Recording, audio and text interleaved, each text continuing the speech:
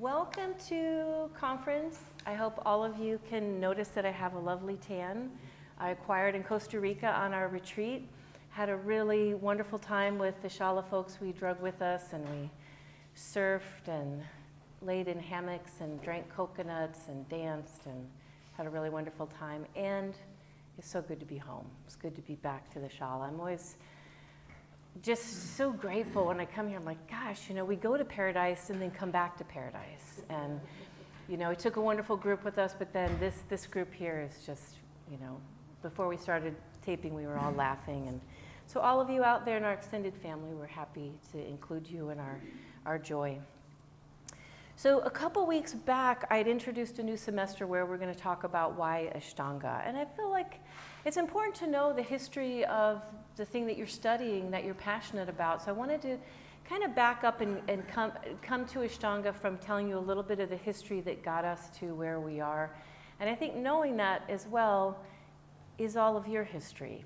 So I started by telling the story of Krishnamacharya going to Nepal, the Himalayan mountains, to find his teacher, and finding him like, teach me, teach me, teach me. And then when he finally did teach him and he was ready to teach himself, instead of living in a cave in the mountains, he wound up asking him to become a grihastha, to get married, have children, and teach householders, teach them yoga, which is sort of our story of how all of us are householders and how we found this practice as well. So I wanted just to give you a little bit of a history prior to that. So the first time that we were able to document something that we looked like yoga to us that was yoga was back in 3000 BC in the Indus Valley of India. And that's where there was sketches and etchings on the cave walls of what would look like back bend, headstand, triangle pose, right? So that's the first time that we can document that there was yoga that long ago. And then fast forward to the 1500s, we have the sacred text of the Vedas. And the Vedas were the first time that we actually saw the word yoga. And we had a languaging around, what is this, where we're standing on our heads and doing back bends and things that look gymnastic, but they're not. And what we found, if you read the Vedas, what they've described yoga to be is this bringing together of the heart, the soul, and that yoga is actually a path to enlightenment. And so I say, well, that's a big order for all of us here today. But actually, we are here for that, because if we just wanted to get stronger and more flexible and we were interested in gymnastics, we would be at a gym, we'd be doing something very different. But like Krishnamacharya, a couple weeks ago we described like those first few koshas that I always talk about, they're sort of above ground of our bodies and our energy and our thinking mind. And when you're thirsty to go beyond that, when you want more than that, we're like on a spiritual quest, on a journey to like, what is the meaning of my life? What is this all about? Who am I really? And that's not only Krishnamacharya's journey, but it's all of our journey that brought us to this place of yoga. So a little bit more about the history of it. There are two primary teachers in India that brought yoga to grihastas. Obviously, one was Krishnamacharya. Do you know who the other one was? Anybody in class? Yes. Yes, Swami Shivananda. So Krishnamacharya started the first yoga school in India in 1924, and Shivananda started the Divine Life Society in 1936. And really prior to that, there wasn't a lot of yoga being taught in India except for to the recluses and the sannyasis. So this was where we really started to see yoga become part of the culture, not just a philosophy, but part of the culture of India. And if you don't have this book, I highly, highly, highly recommend this book, which is, I feel like it should be in everyone's yoga library. It's called The Heart of Yoga by Krishnamacharya's son, Deskachar. And it has the sutras in it, the 8 limbs, but also a beautiful history of Krishnamacharya and how, as we've called this a school, this is a place where we're going to continue to learn and be healthy and vibrant in our body and our energy, but also our spiritual quest, our spiritual path. Not only did Krishnamacharya want to have schools throughout India, but he also wanted to open clinics because he understood that yoga was medicine. So he wanted, if people had, my back is hurting, I've been having these headaches, or all the different ailments that we come kind of a little bit broken with, he wanted to treat those with breath practices and with yoga poses and with herbs. Very much he wove Ayurvedic medicine into the yoga tradition to bring that as medicine for all of us. And then, of course, if we then look at the yoga text that we all follow for our yoga practice, 200 to 300 BC is Patanjali's Yoga Sutras.